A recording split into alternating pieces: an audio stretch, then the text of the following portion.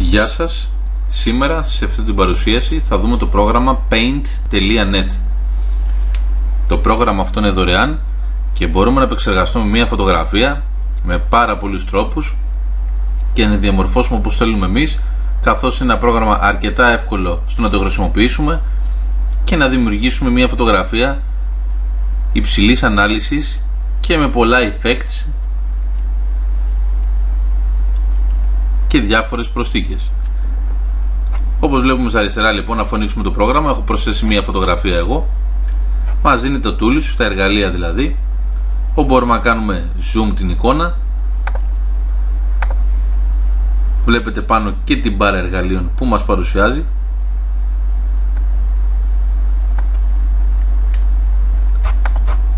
Αυτά είναι διάφορα effects, τα μπορείτε να χρησιμοποιήσετε πάνω σε μια φωτογραφία.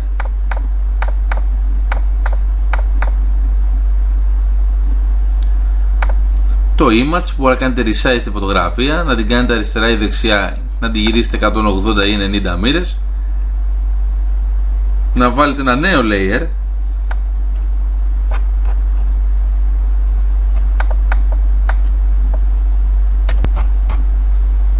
επίσης έχουμε το eraser, βλέπουμε και τα short keys, το paintbrush,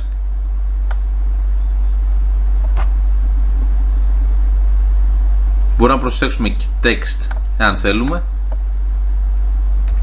Βλέπουμε εδώ,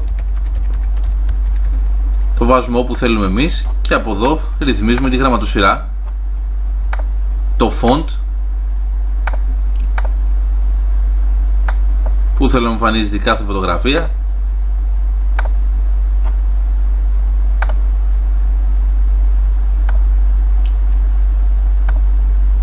που ακριβώς θέλουμε να βρίσκεται το κειμενάκι μας.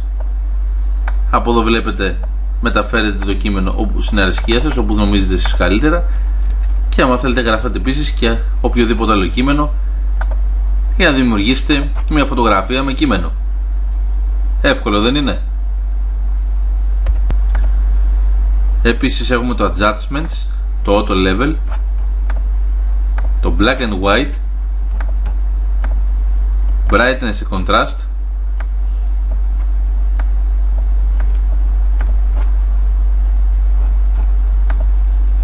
το curves, sepia,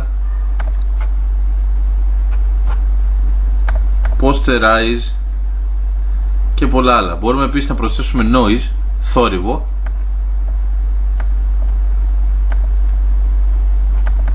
στη φωτογραφία μας. Πάμε να χρησιμοποιήσουμε και μια άλλη φωτογραφία, να δούμε και άλλες δυνατότητες.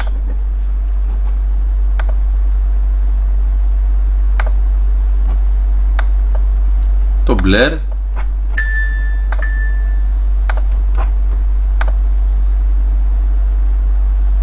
το photo, μπορούμε να επενεργοποιήσουμε, να διορθώσουμε δηλαδή το κόκκινο μάτι, sharpen, ώστε να φωτογραφίες που περιέχουν ανθρώπους και πολλά άλλα. Μπορείτε ουσιαστικά να δημιουργήσετε μια high definition εικόνα, να την επαναπρογραμματίσετε και να τη φτιάξετε όπως θέλετε εσείς.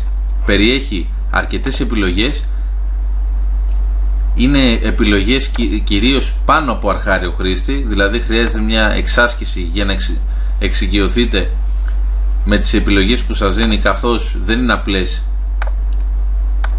όσον αφορά συνολικά δηλαδή, αλλά πρέπει να τονίσουμε κιόλας ότι είναι ένα πρόγραμμα το οποίο για τους απαιτητικούς χρήστες δεν θα έχει φυσικά όλες οι επιλογές που θα θέλει για να δημιουργήσει αυτή τη λεπτομέρεια που μπορεί να έχει φυσικά το Photoshop, το οποίο θεωρώ ότι είναι το κορυφαίο πρόγραμμα που υπάρχει όσον αφορά στην επεξεργασία φωτογραφίας. Αυτό το πρόγραμμα όμως είναι δωρεάν και για ένα χρήστη ο οποίος θέλει να δημιουργήσει, να βάλει κείμενα, να φτιάξει, να αυξήσει την ποιότητα της εικόνας, να προσθέσει διάφορα effects και να κάνει μια φωτογραφία υψηλού επίπεδου για το site του, για την social media σελίδα του ή για οτιδήποτε άλλο χρειάζεται αυτός, είναι ένα ιδανικό πρόγραμμα. Βλέπετε εδώ και μια άλλη επιλογή, όπου μπορεί να δημιουργήσει πάρα πολλά πράγματα για να φτιάξει μια εικόνα υψηλών δυνατοτήτων. Ευχαριστώ που παρακολουθήσατε ένα ακόμη βίντεο. Σας έδειξα εν συντομία πώς μπορείτε να χρησιμοποιήσετε αυτό το πρόγραμμα.